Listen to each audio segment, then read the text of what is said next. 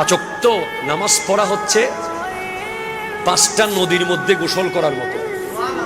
গোসল করলে যেভাবে শরীরের সব ময়লা চলে যায়, পাঁচ ওয়াক্ত নামাজ পড়লে জীবন থেকে সব গুনাহ চলে যায়।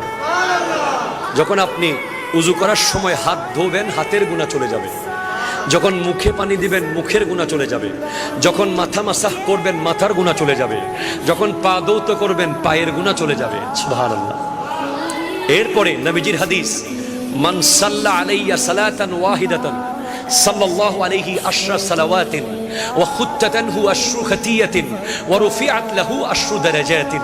যে ব্যক্তি নবীজির উপর একবার দরুদ শরীফ পড়বে, তার উপর আল্লাহ 10টা রহমত বর্ষণ করবে, তার 10টা গুনাহ অন দ্য স্পট মাফ হয়ে যাবে।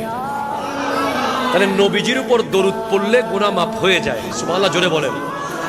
এরপরে নবীজি জানিয়েছেন, আমরা জেনেছি জিক্রুল